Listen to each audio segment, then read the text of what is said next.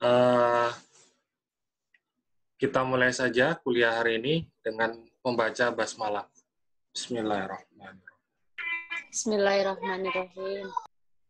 Sebelum kita masuk kuliah ke aspek keuangan ya di pertemuan 5, saya mau mereview dulu tentang pertemuan sebelumnya berkenaan tentang aspek pasar dan pemasaran seperti itu. Saya coba share screen sebentar. Sudah terlihat? Sampun, Pak. Ya. Kita bicara tentang aspek pasar dan pemasaran. Di aspek pasar dan pemasaran yang kedua ini, hal yang terpenting ya, setelah kita mempelajari tentang 4P, 7P, berkenaan tentang BSP, branding, ya, service, proses, dan tidak lupa yang harus kita lakukan adalah melakukan SWOT analysis. Strength, kekuatan, weakness, kelemahan, itu untuk internal. Internal perusahaan, ketika memang perusahaannya baru, atau proyek baru, atau mungkin produk baru. Jadi kita bikin kelayakan berkenaan tentang kekuatan produknya yang baru itu, terus kelemahannya apa. Selain itu, tidak hanya kita melakukan SWOT untuk kita sendiri, tapi juga melakukan SWOT untuk pesaingnya. Sedangkan untuk opportunity, peluang, dan ancaman, threat ya, itu berkaitan dengan eksternal. Contohnya, kalau misalnya opportunity, peluangnya yaitu banyaknya pengguna internet ya sekarang ya. Jadi literasi berkenaan tentang daring itu semakin besar ya. Lebih dari 180 juta sudah mengakses internet, dari 260 juta penduduk, itu peluang ya, peluang untuk melakukan penetrasi di dunia online. Threat kelemahannya ya kondisi pandemi ya, banyak masyarakat yang tidak bisa membeli langsung atau masih ragu untuk keluar membeli barangnya. Untuk opportunity sama threat, untuk peluang dan ancaman ya, ini karena bicara tentang eksternal, bicara tentang ekonomi makro, kalau kondisi ekonominya turun ya, perusahaan kita atau proyek kita remuk ya, perusahaan lain pun atau pesaing juga akan remuk gitu ya. Jadi tidak hanya kita saja, karena ini bicara tentang ekonomi makro. Sedangkan untuk strength sama weakness ya, kekuatan dan kelemahan, kita harus menganalisis perusahaan kita, proyek kita atau produk yang kita ciptakan yang baru ya, dengan produknya pesaing. Oke, jadi bukan hanya SWOT analisis di kita, tetapi juga di pesaing. Apa saja yang dilakukan? Melakukan dengan identifikasi pesaing. Pesaing itu siapa? Ya, sudah eksis atau masih baru? Terus yang berikutnya, sasaran pesaing. Apakah punya segmen sama target yang sama dengan kita? Atau berbeda ya? Terus strategi pesaing. Menggunakan cost leadership. Cost leadership itu kepemimpinan cost biaya, berarti biaya semakin murah semakin bagus, otomatis sasarannya atau targetnya yaitu menengah ke bawah ya. Biasanya kalau cost leadership atau diferensiasi, sesuatu hal yang berbeda, berkualitas, punya gengsi, menembak segmen tertentu, dan kadang berteknologi tinggi. Jadi kalau misalnya kita beli laptop ya, Apple gitu ya, itu spesifikasinya kurang lebih sama dengan laptop lainnya ya. Tetapi harganya jauh berbeda karena dia punya gengsi, punya brand yang cukup cukup disegani ya di kepala masyarakat, terus juga dia punya kualitas produk yang tidak ada di pesaing lainnya. Contohnya adalah keamanan data untuk penggunanya dan juga keamanan terhadap serangan virus ya. Jadi itu kekuatan dan kelemahannya, pesaing harus kita pahami. Berarti strateginya diferensiasi. Atau fokus ya, fokus untuk ngambil segmen tertentu. Contohnya segmen berkenaan tentang budaya ya. Sekarang ada lagi budaya Korea ya. Jadi diambil segmennya itu. Jadi makanan-makanan Korea, Jepang masuk untuk bagi masyarakat yang gandrung kepada budaya Korea maupun Jepang. Seperti itu. Jadi ada cost leadership, ada diferensiasi, ada fokus strateginya. Dan ini berbeda ya. Nah, kita akan lihat dengan pesaing itu kita head to head sama dengan strateginya, atau sasarannya sama atau tidak ya. Terus identifikasi lagi ini pesaingnya, positioningnya di mana. Apakah penantang, apakah pemimpin, apakah hanya pengikut, atau hanya sebagai ceruk, sebagai positioning. Dan hal yang terpenting terakhir, kita harus bisa menentukan keunggulan kompetitif, ya, keunggulan dari pesaing. Apa yang kita punya melebihi pesaing, atau tidak ada di pesaing. Ini yang bisa memenangkan persaingan. Nah, di aspek pasar pemasaran, teman-teman harus bisa melakukan SWOT analysis untuk perusahaan atau produk kita ya, atau proyek yang kita lakukan, juga melakukan analisis juga pesaing.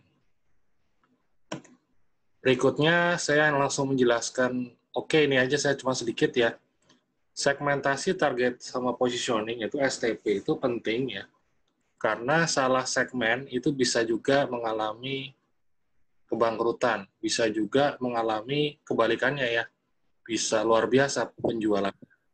Tapi kalau salah segmen ya, bisa saja akan bermasalah dalam penjualannya. Contoh misalnya teh premium ya, atau kopi premium. Teman-teman kalau jualnya di segmennya strategi cost leadership ya, atau jualnya di tempat, kayak saya dulu sehati itu teh premium, saya jualnya di SMA ya, di siswa SMA, di 20 sekolah gitu ya. Segmennya beda ya, premium kalau misalnya pesaingnya itu dia cost leadership, kantin kan biayanya lebih murah gitu ya. Dan memang siswanya itu sasarannya memang menyukai yang murah ya di cost leadership. Akhirnya sulit bersaing dan akhirnya tidak bisa eksis ya. Cuman bertahan 6 tahun. Tapi saya bersyukur bisa bertahan 6 tahun. Nah, bagaimana dengan kopi-kopi yang sekarang lagi gandrung ya saat ini ya? Ada kopi janji jiwa, ada kenangan, ada lain hati, ada cinta lagi, dan sebagainya. Saya kira kalau masih menggunakan cost leadership, itu ya, strateginya, atau segmennya itu menengah ke bawah, atau siswa, ya, saya kira akan kesulitan ya. Makanya harus merubah segmennya ke diferensiasi. Jadi menggunakan sesuatu yang menengah ke atas dan punya kualitas ya, higienis juga. Jadi orang-orang yang menengah ke atas yang mau beli yang 18 ribuan itu ya tempatnya nyaman gitu ya, enak, kualitas dari produknya gimana nggak enak ya. Mesin pembuat kopinya itu ada yang puluhan bahkan ratusan juta ya, kalau teman-teman ahli dalam cita rasa kopi pasti akan kenal tentang mesin-mesin yang dibuat oleh kedai-kedai kopi tersebut. Dari mesin ya, terus dari higienis, dari aman, tempatnya enak, terus buat ngobrol dan sebagainya, ya wajar kalau misalnya harga 18.000. Kalau misalnya menggunakan strategi cost leadership, saya kira nggak masuk ya harganya. Jadi penting ya. Saya kira contoh yang lainnya adalah kebab Baba Raffi, yaitu juga yang ngambil segmen menengah ke bawah, kebab yang di pinggir jalan ya. Sampai sekarang masih leading ya. Walaupun sebetulnya ada kebab yang segmennya menengah ke atas kayak doner kebab itu di mall-mall ya. Dan mereka akan memilih masing-masing tentang segmen sama targetnya. Terus mereka juga menentukan strateginya masing-masing, apakah cross leadership, apakah diferensiasi, apakah sebagai fokus. Yang pasti marketing ya itu harus memilih tentang segmen. Karena tiap segmen, setiap target itu punya perilaku konsumen yang berbeda-beda. Jadi kalau teman-teman belajar di pemasaran ada namanya mata kuliah perilaku konsumen. Jadi itu setelah manajemen pemasaran ada namanya perilaku konsumen. Seleranya beda-beda ya. Antara orang Jawa Timur, Jawa Tengah, Jawa Barat saja itu beda. Jangankan yang di tengah Jawa ya, Jawa Tengah sama Jogja itu gudegnya aja beda ya. Gudeg Jogja sama gudeg Solo itu beda. Jadi selera itu juga akan mempengaruhi tentang segmen sama target. Terus bicara tentang pendapatan penduduk ya. Antara Jakarta dengan Jawa Tengah itu tentu saja juga berbeda karena UMR-nya juga berbeda. Jadi teman-teman segmentasi target sama positioning itu penting. Terus SWOT analysis itu penting, keunggulan kompetitif itu juga penting. Oke. Ya, sekarang kita bicara tentang finalisasinya atau hasil akhirnya apa sih di aspek pasar dan pemasaran. Jadi di aspek pemasaran, tim pemasaran itu harus bisa menentukan fungsi permintaan. Jadi harus melakukan riset pasar berapa sih permintaan produk yang kita tawarkan, itu hal yang harus dijawab. Misalnya kita punya kedai kopi, ya potensinya berapa sih permintaannya kopi itu per cupnya, satu bulan per cupnya. Misalnya ada 100.000 cup, nah itu fungsi permintaannya. Jadi harus menemukan dulu fungsi permintaan itu. Harus menggunakan riset ya. Dari 100.000 permintaan yang ada ya, kita bicara tentang market share. Sudah diambil berapa dari 100.000 itu? Dari kue 100.000 itu. Rupanya sudah diambil 70.000 oleh pesaing ya. Berarti sisa berapa? Sisa tinggal 30.000. Dari 30.000 kue yang ada itu kita pengen ngambil berapa? Misalnya ngambilnya 20.000, berarti 20% dari market share. Ini penting ya fungsi permintaannya. Jadi jangan sampai kita masuk bisnis yang penawarannya lebih banyak dari permintaannya, itu fatal ya. Jadi penjualnya jauh lebih banyak dari permintaannya, atau permintaannya nggak ada karena penjualnya terlalu banyak. Jadi kalau fungsi permintaannya belum dapat, sulit untuk kita bisa menjual nantinya. Jadi red ocean, bukan blue ocean. Jadi pilihlah blue ocean yang dimana fungsi permintaannya itu banyak, penjualnya sedikit. Ya. Contoh dari 100.000 unit atau cup yang potensinya bisa dinikmati sama masyarakat, ya, yang diinginkan masyarakat, yang baru jualan kopi atau kedai kopi itu masih 30.000, gitu ya. Masih ada 70.000 peluangnya, itu yang harus dicari. Jadi fungsi permintaan yang pertama, yang kedua kita market share, 20.000 yang kita inginkan. Nah, setelah itu kita bikin perkiraan penjualan. Tahun 2021 kita pengen jual berapa unit atau berapa cup.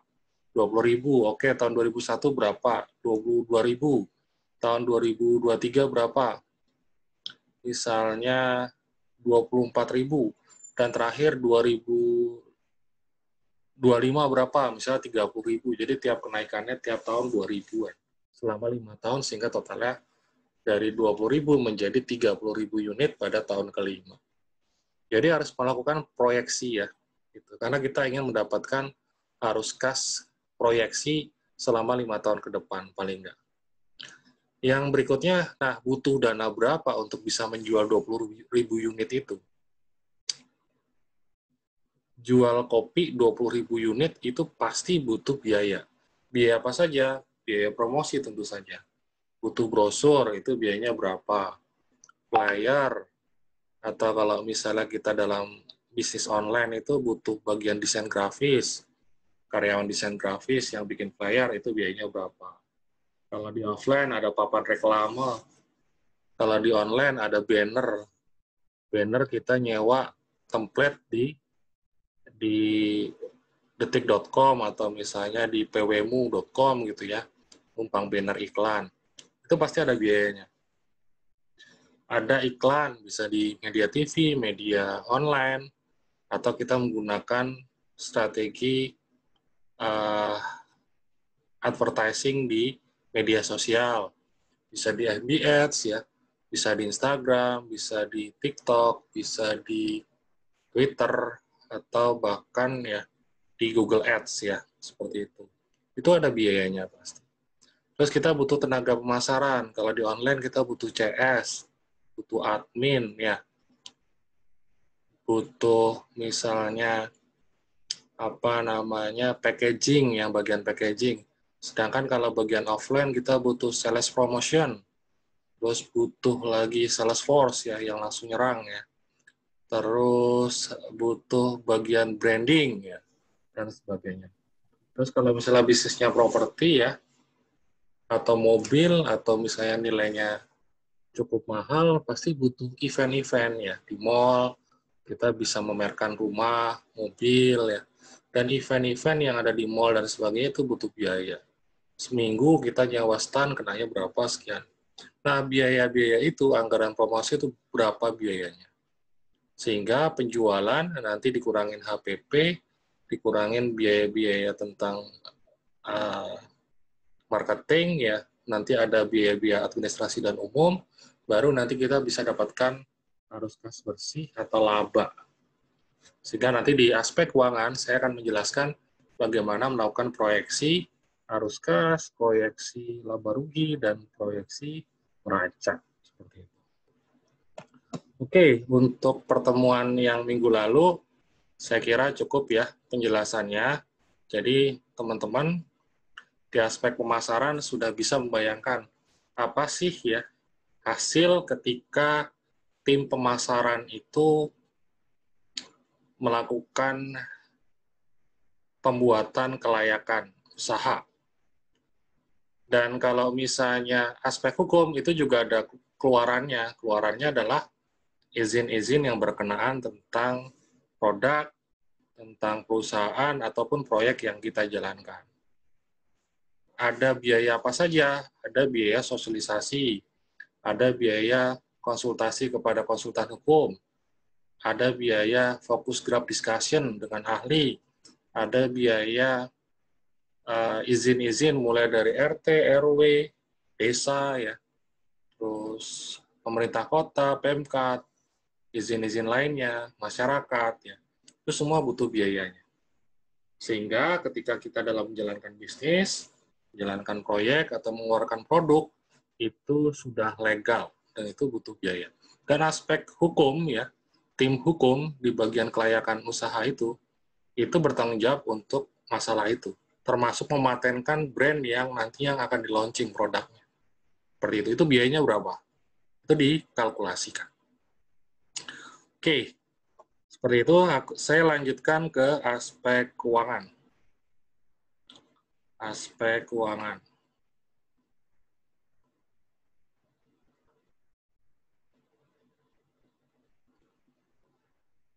Bentar, salah. Aspek keuangan.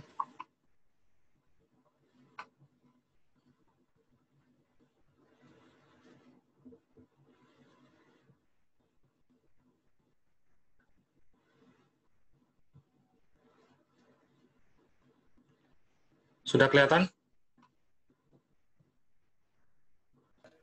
Sudah, Pak. Oke. Kita bicara tentang aspek keuangan. Aspek keuangan sebetulnya final ya, jadi hasil akhir ya, layak atau tidaknya nanti dihitung dengan perhitungan proyeksi di keuangan. Terus ada namanya perhitungan net present value, nanti di aspek keuangan yang kedua ya. Ada namanya benefit cost ratio atau profitability index. Ada namanya internal rate of return. Ada namanya payback period. Ada namanya return on investment, dan sebagainya. Itu yang menyatakan bahwa ini usaha layak atau tidak. Tetapi kenapa sih di sebelum UTS saya menjelaskan tentang studi kelayakan aspek keuangan ya?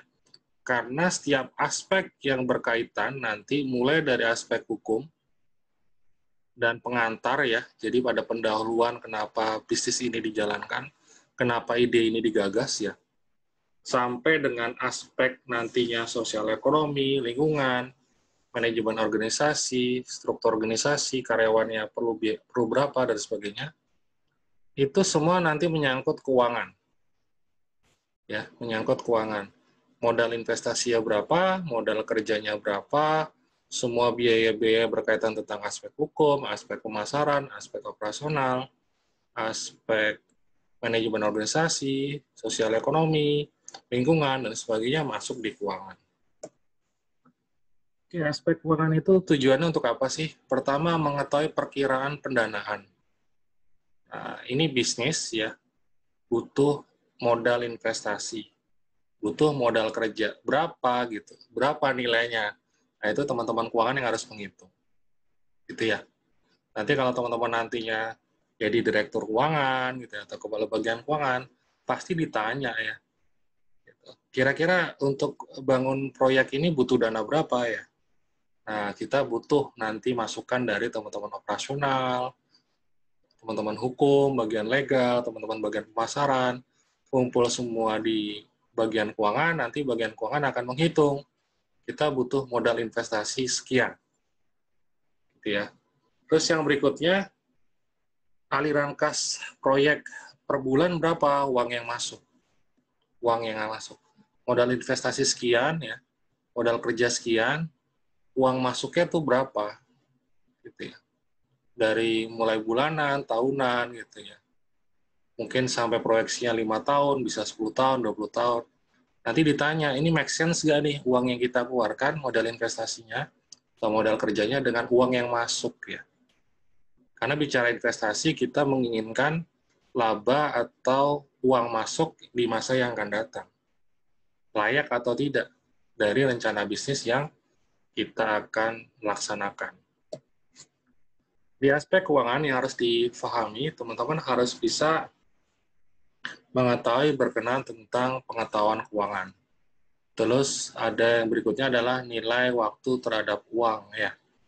Kenapa? Karena uang fiat, uang mata uang yang sekarang ini ya, yang kertas ini nilainya turun ya, karena adanya inflasi.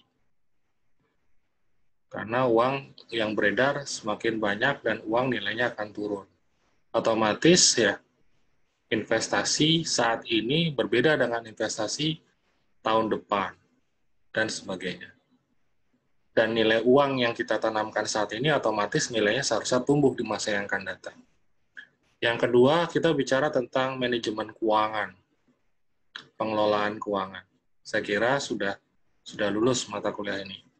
Dan kita juga harus belajar tentang pencatatan dan laporan keuangan. Saya kira teman-teman akuntansi sudah clear ya masalah ini. Sudah sakti lah bahasanya. Sudah belajar pengantar 1, pengantar 2, intermediate 1, intermediate 2, advance 1, advance 2, kosa akunting, pajak, kurang apa coba ya. Seharusnya sudah membuat laporan keuangan suatu hal yang mudah seharusnya. Terus kita melakukan proyeksi penjualan, proyeksi beban. Nanti juga teman-teman akuntansi seharusnya bisa juga ya, atau orang keuangan atau orang manajemen seharusnya bisa lah karena sudah belajar sampai intermediate accounting. Membuat proyeksi tidak hanya penjualan dan beban, tetapi proyeksi terhadap laba rugi, arus kas, neraca gitu 5 tahun ke depan dan sebagainya. Oke, lanjut. Kita bicara tentang kelayakan finansial. Adalah landasan untuk menentukan sumber daya finansial yang diperlukan untuk tingkat kegiatan tertentu dan laba yang bisa diharapkan. Jadi yang penting di sini dalam kelayakan finansial keuangan ya, sumber daya finansial ya, nilainya berapa, dari mana gitu ya. Untuk kegiatan apa? Untuk proyek kah?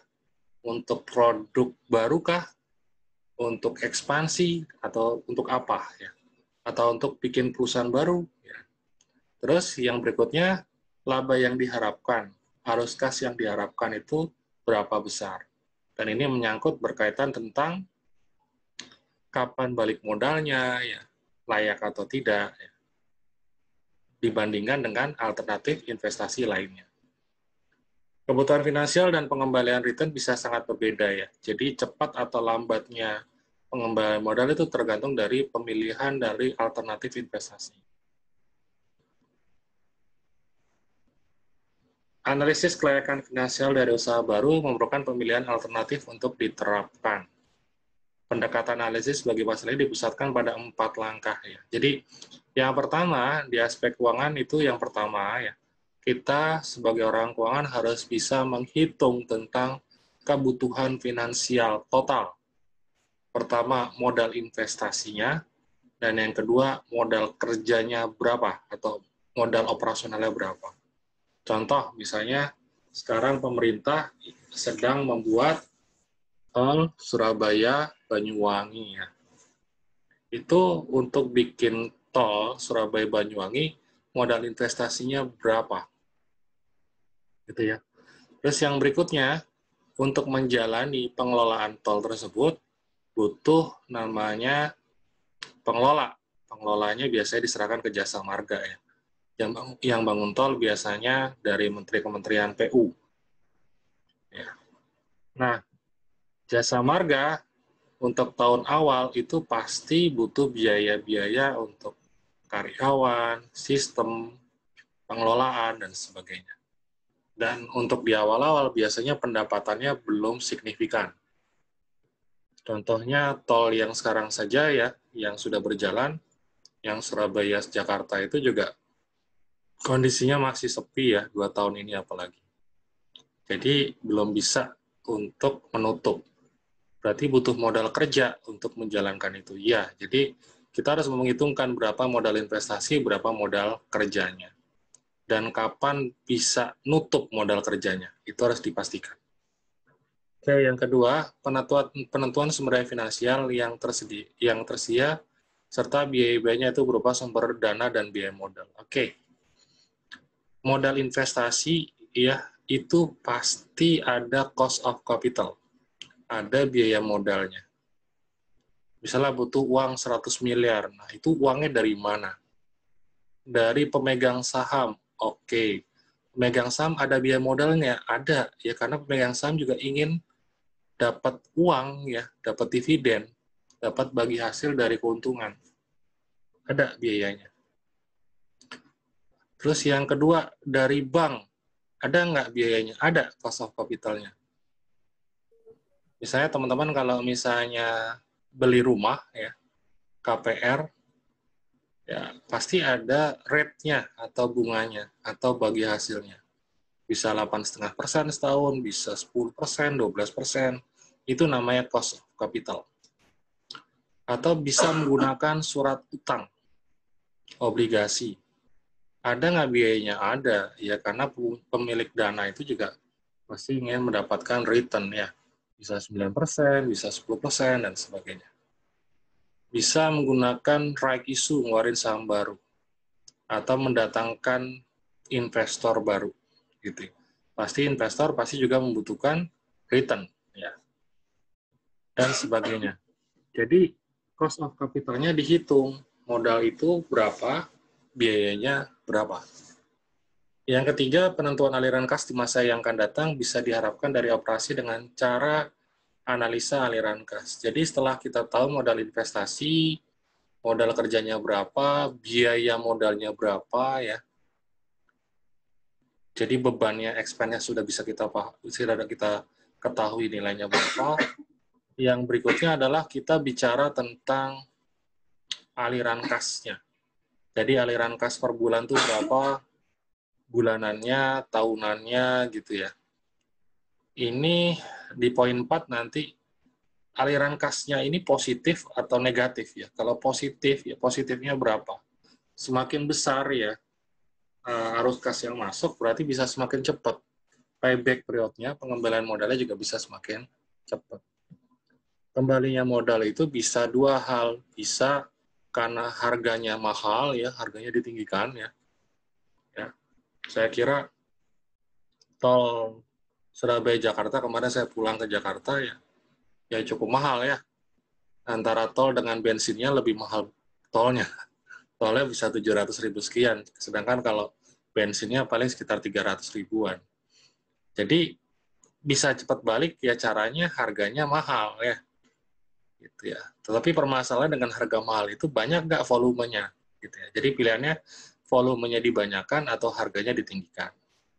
agar bisa balik modal. Nah, tepatnya itu penetapan harganya itu nanti teman-teman pemasaran itu menghitung berapa sih harga yang pas ya, gitu ya. Dan kapan balik modal yang pas juga, yang bisa diberikan kepada investor pengembalian modalnya. Jadi penentuan pengembalian modal diharapkan oleh analisa pengembalian dari investasi. Nah, ini pendapatan ya, berapa misalnya 100, biayanya 80, net income-nya 20 ya. Rate of return-nya misalnya modalnya 100, berarti 20 per 100, berarti 20%. Balik modalnya berarti 100 dibagi 20, ya paling nggak 5 tahun. Kalau seandainya 20 itu hitungannya tahunan. Kalau hitungannya bulanan, berarti ya 5 bulan. Gitu ya. Nah, layak atau tidaknya itu dibandingkan dengan investasi lainnya ya. Pak, ini masih positif kok, positif 5%. Ya, layak nggak gitu ya? Layak nggak masalahnya? Kalau masih untung 5%, untung. Tetapi layak atau nggak? Kalau saya bisnis, proyek, ya, bikin produk baru, gitu ya. Tapi hasilnya di bawah deposito, ya, mending saya taruh aja uangnya deposito. Nggak usah kerja, dapat itu antara 4-6%. Ya. Jadi yang dinamakan layak itu, ya, bisnis, ya seharusnya lebih dari itu. Kalau misalnya tadi 20, investasinya 100, berarti 20% ya. 20% dibandingkan dengan 6%, oke, masih layak. Dengan obligasi ya, surat utang negara, obligasi retail Indonesia 9%. 20% dengan 9%, oke, masih layak. Dengan reksadana, oke, masih layak ya, yang proteksi ya. Karena masih di atas 18%. Tapi kalau reksadana lainnya, ini resiko juga ya. Bisa untung, bisa juga buntung ya saham itu. Sekarang kondisinya lagi turun semua saham. Dan bisnis itu rata-rata tiap tahun pertumbuhannya antara 10-30%. Kalau ada bisnis lebih dari 30%, itu abnormal return. Jadi return yang di atas rata-rata. Ini beresiko ya, beresiko untuk bangkrut, beresiko untuk hilang dananya, dan sebagainya. Ada nggak yang lebih dari 30%? Ada, tapi beresiko. Jadi teman-teman harus hati-hati ketika ada tawaran lebih dari 30%. Atau bahasanya lebih dari 3% per bulan. Itu risikonya besar. Oke, di aspek keuangan yang harus kita lakukan adalah ya, kalau dari sisi pendapatan ya, dari hasil aspek pasaran-pemasaran itu, kita bisa melakukan proyeksi penjualan dan bebannya. Sedangkan kalau di keuangan itu proyeksi cash flow, aliran kas masuknya, bisa 3 tahun, bisa 5 tahun ke depan ya.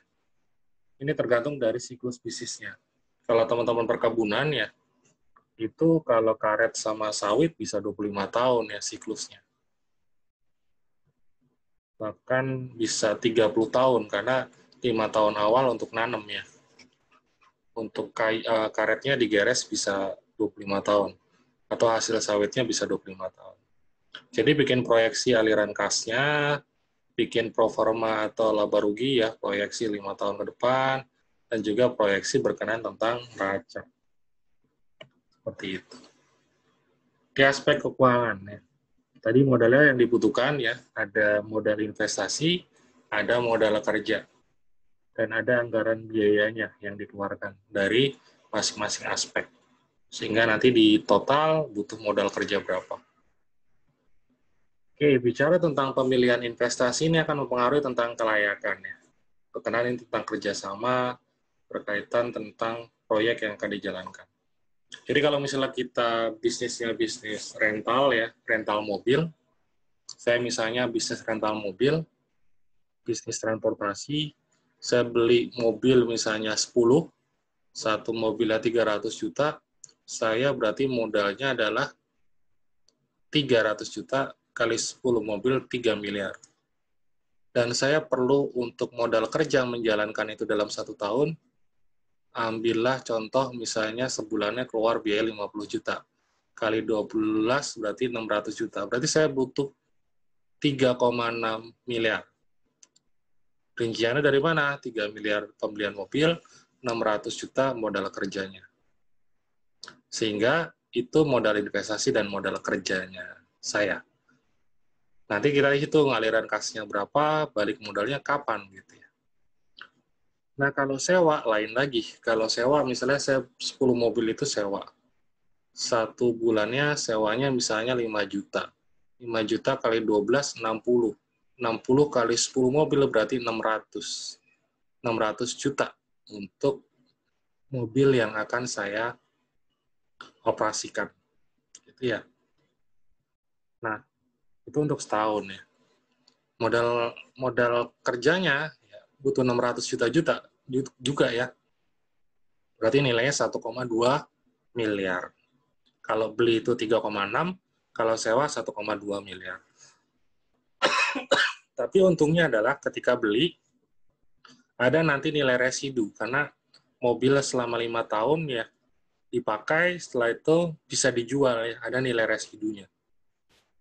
Contoh misalnya mobil 300 juta, jalan 5 tahun, bisa dijual kembali, nilainya 100 juta. Nah, itu residunya. Akan mengurangi biaya investasi nantinya. Yang berikutnya kerjasama. Jadi kalau misalnya saya bisnisnya Gojek gitu ya, saya tidak butuh untuk beli atau sewa mobil. Karena kita kerjasama, partner ya.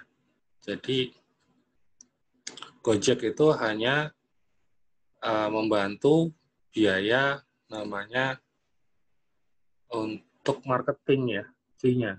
Jadi misalnya 20% dari nilai untuk mengantar orang, antar barang, yang antar makanannya. Sehingga dari alternatif-alternatif investasi yang dilakukan ya, kayak Gojek itu kalau dibilang dulunya kan transportasi ya, dulunya hanya cuman ngantar-ngantar menggunakan mobil ya atau motor. Kalau sekarang sudah banyak ya. Nah, itu pasti investasinya Gojek sama Grab itu biayanya murah ya. Karena yang menyediakan mobil sama motor itu pihak partner gitu ya. Nah, otomatis berbeda antara kelayakan sewa, beli, sama kerjasama. Nah, ini yang ngatur teman-teman ya. Nanti dalam bisnisnya, dalam studi kelayakannya, teman-teman ingin pemilihan investasi seperti apa. Terus struktur pembiayaannya. Misalnya 60% dari 3,5 miliar itu megang saham 60%. 40%-nya adalah pinjaman bank. Atau misalnya 40% pemegang saham, 30%-nya itu bank, 30%-nya lagi Raikisu, mengeluarkan saham baru. Bebas ya, yang pasti teman-teman harus bisa menjelaskan tentang berapa modal investasinya, berapa modal kerjanya, terus uang itu dari mana struktur pembiayaannya, terus biaya modalnya berapa ke Safa Capital, terus menggunakan pemilihan investasi beli kah, sewa kah, kerjasama, atau bagaimana. Otomatis nanti NPV, IRR, payback period, benefit cost ratio, itunya juga pasti berbeda-beda. Nah, ini ya sumber dananya bisa dari pemilik modal, bisa dari saham, bisa dari obligasi, bisa dari kredit bank, bisa juga menggunakan leasing, sewa, yang mana jaminannya adalah aset tersebut. Oke, sekarang kita bicara tentang capital budgeting. Nah, ini studi kelayakan bisnis itu berkaitan tentang capital budgeting. Kalau budgeting adalah penganggaran yang biasanya dalam 1 tahun, sedangkan capital budgeting atau capital expenditure, pengeluaran modal atau penganggaran modal ini lebih dari 1 tahun. Dan bicara tentang aset tetap. Keseluruhan proses perencanaan dan pengambilan keputusan mengenai pengeluaran dana yang jangka waktu kembalinya dana tersebut lebih 1 tahun atau jangka panjang. Nah, kenapa sih harus dibuat studi kelayakan berkaitan tentang investasi? Yang pertama, dana yang dikeluarkan untuk keperluan investasi sangat besar, dan jumlah yang besar tersebut tidak bisa diperoleh kembali dalam jangka pendek. Yang kedua, keputusan investasi menyangkut harapan terhadap hasil keuntungan di masa yang akan datang. Kita juga berharap ya dapat laba, dapat arus kas masuk di masa yang akan datang. Keputusan investasi berjangka panjang, sehingga kesalahan dalam pengambilan keputusan akan mempunyai akibat yang panjang dan berat, serta kesalahan dalam keputusan ini tidak dapat diperbaiki tanpa adanya kerugian yang besar. Sebelumnya saya memberikan contoh ya, di Marvel City belakangnya itu ada gedung yang megah tapi mangkrak ya. Jadi teman-teman ketika masuk kuliah itu, saya kira masuk kuliah itu masih mangkrak, dan sekarang pun masih mangkrak. Ya. Dan itu berapa biayanya untuk bangun gedung seperti itu? Gitu ya.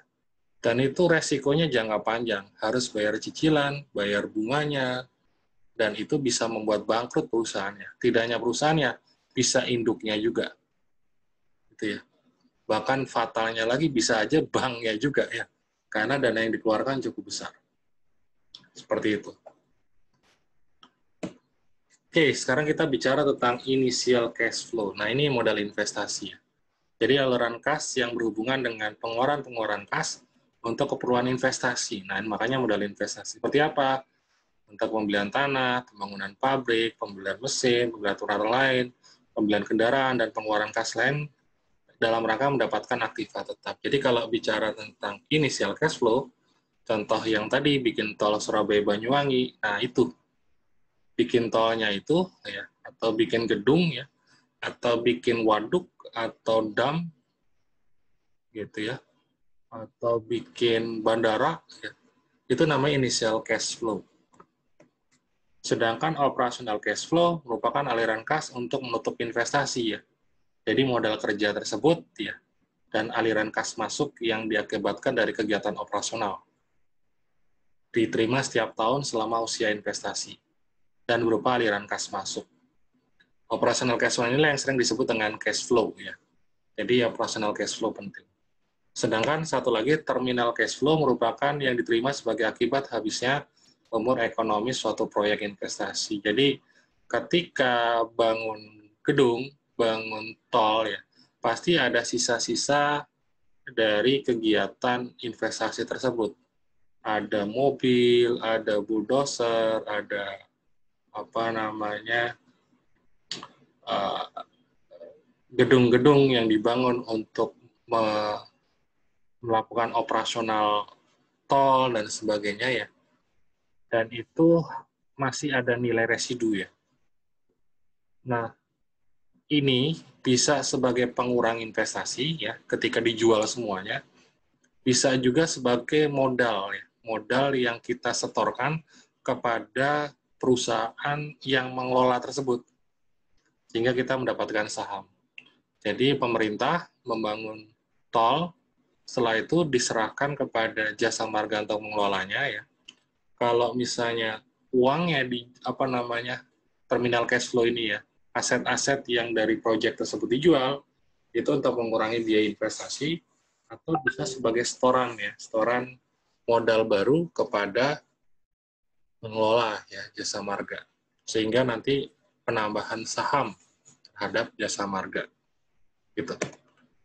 Oke, saya kira cukup ya untuk studi Kaspek keuangan. Ada yang ditanyakan? Oh ya, saya ingin bertanya dulu. Kelompoknya sudah dibagi ya? Sudah dinomori juga ya? Sudah, Pak. Sudah ya? Oke, tapi belum ada pembagian ya, kelompok 1-4 itu untuk studi kelayakan apa ya? Belum ya? Belum ada, Pak. Belum. Oke, saya akan menentukan saja ya. Kelompok 1, tolong ngerjakan studi kelayakan konstruksi ya, atau properti. Tolong dicatat. Kelompok 1. Kelompok 2 untuk studi kelayakan pariwisata atau transportasi, gitu ya.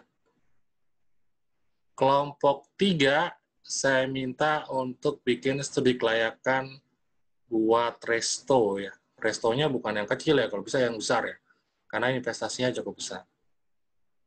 Terus yang terakhir, boleh studi kelayakan di perkebunan, pertanian, atau peternakan. Silakan pilih salah satu. Contoh misalnya, saya ingin bisnis peternakan bebek, sapi, ayam, boleh. Atau bikin perkebunan duren, gitu ya. Atau bikin pertanian padi atau sawah, gitu ya. 10.000 hektar, gitu ya. Silakan nanti dibuat investasinya berapa, modal investasinya, modal kerjanya berapa, arus kas uang yang masuk berapa gitu ya. Jadi kalau misalnya padi, sawah itu setiap 3 bulanan panen, berarti perhitungannya teman-teman bisa 4 kali panen dalam 1 tahun, atau 3 kali panen. Nanti dibuat itu studi kelayakannya seperti apa. Bikin perusahaannya seperti apa namanya PT apa gitu ya. Karena Sunrise itu perusahaan beras yang dari Australia itu malah terbesar di dunia. Jadi Australia nggak makan nasi, tetapi perusahaannya Sunrise-nya itu diekspor ke seluruh dunia itu berasnya. Sekarang Vietnam, ya, Myanmar itu juga produksinya berlimpah ya. Sehingga kita ngimpor dari sana ya. Jadi perlu adanya teman-teman ini pembuatan industri-industri baru ya. Salah satunya ke perkebunan, ke pertanian ya, bahkan ke peternakan. Kita sapi masih ngimpor ya, dan banyak hal yang masih diimpor, garam dan sebagainya. Jadi saya ingin bisa apa namanya ya, ada variasi dari 4 kelompok dengan berbeda-beda studi kelayakannya. Cukup jelas ya, dicatat ya tadi ya. Sampun, Pak. Oke, sampun. Oke, terus yang berikutnya gini ya. Nanti saya akan share juga dari pengajaran itu UTS ya. UTS itu diperkirakan tanggal 19 April ya. Dan teman-teman ada tugas kelompok yang dikumpulkan. Apa yang dikumpulkan ya? Aspek hukum dan aspek pasar dan pemasaran draftnya sudah dikirimkan pada saat UTS. Pak, kok bukan di pertemuan 13? Ya, itu hanya manajemen resiko saja ya. Saya kalau misalnya memberikan keluasan ke teman-teman, ya nanti di minggu ke-13 baru dikerjakan semuanya. Karena aspek ini ada banyak ya, kalau bisa dicicil draftnya, aspek hukum sama aspek pasar dan pemasaran itu selesai pada saat UTS. Ya, bisa dipahami ya? Pak, nanti berbeda Pak antara sebelum UTS sama setelah UTS. Studi kelayakan ya, pas saat dipresentasikan di minggu ke-13 dan minggu ke-14, nggak masalah.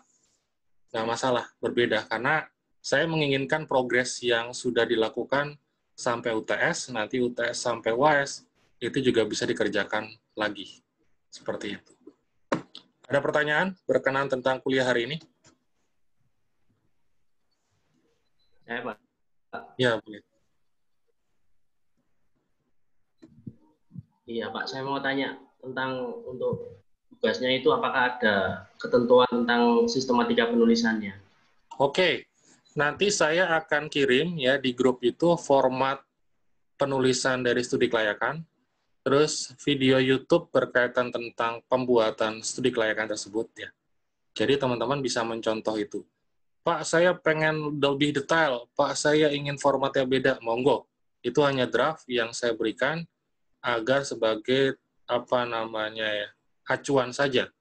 Kalau misalnya ada yang berbeda, boleh, tapi tidak jauh dari itu ya.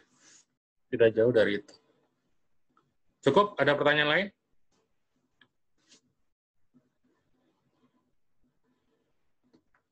Cukup ya? Jelas semuanya ya? Insya Allah jelas, Pak. Nah, minggu depan itu udah puasa belum ya? Iya, Pak, sudah puasa. Pak. Oh, puasa. Oke, mohon maaf lahir batin kalau ada salah ya. Terus, kita kuliahnya jam berapa untuk minggu depan? Jam 8 ya, jam 8 malam? Setelah terawih gitu ya? Udah pada tidur belum? Nanti di jam 8 udah pada tidur lagi. Jam berapa enaknya? Jam 8 ya? Jam 8 sampai jam 9 aja ya? Oke, jam 8 nanti mulainya jam 8 di minggu depan. Oke, saya kira cukup kuliah hari ini ya. Kita tutup kuliah hari ini dengan baca hamdalah. Alhamdulillahirrahmanirrahim. Terus doa kifaratul majelis. Subhanaka Allahumma wa bihamdika asyhadu an la ilaha illa anta astaghfiruka wa atubu ilaik. Ya, saya kira cukup lah. Assalamualaikum warahmatullahi wabarakatuh. Waalaikumsalam. Waalaikumsalam warahmatullahi wabarakatuh.